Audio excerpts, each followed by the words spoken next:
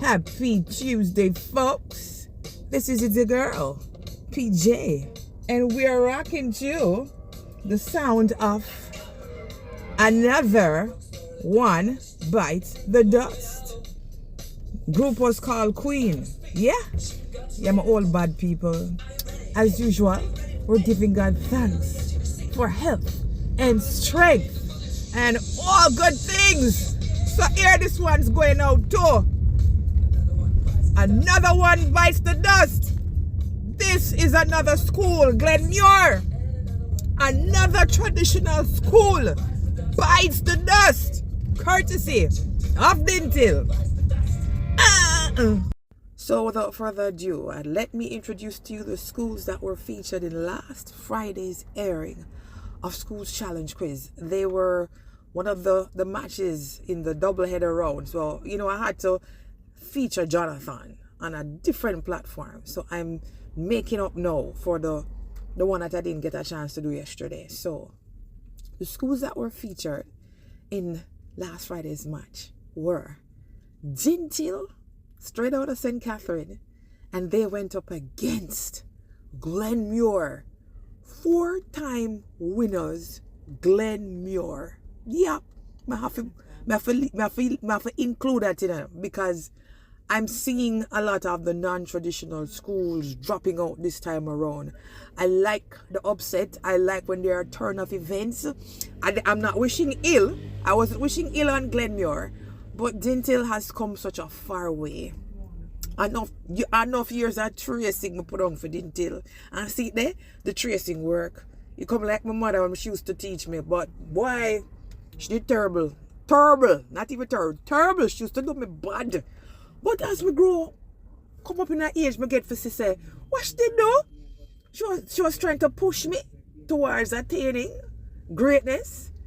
How far the greatness reach, I can't tell, but I don't think she do a bad job. Yeah? Anyway, I never turn out so bad. Yeah?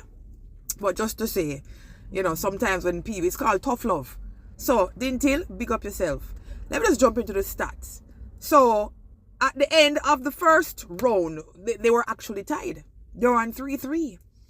And at some point in the speed section, they were at 9-9.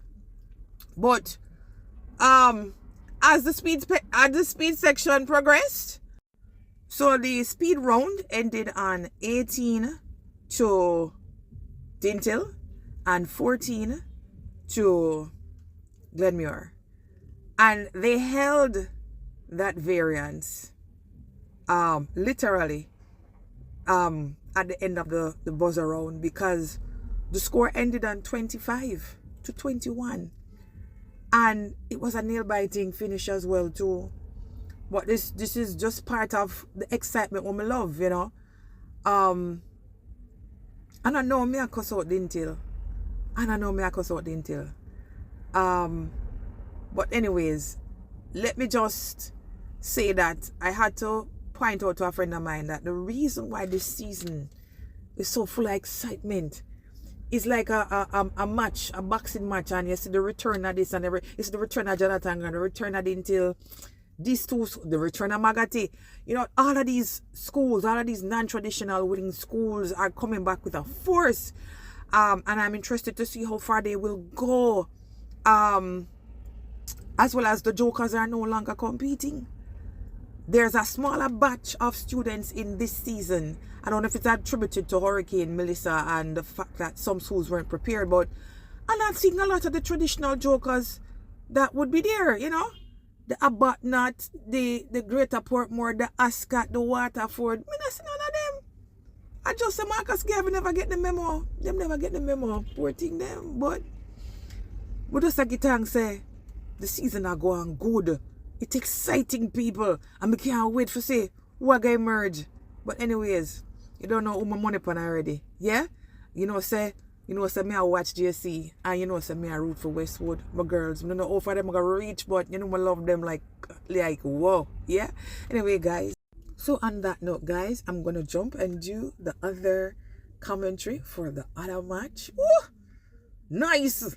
But all the best, Dinthill, as you progress. I'm waiting to see how far you will reach, but good job, Dinthill. Good job.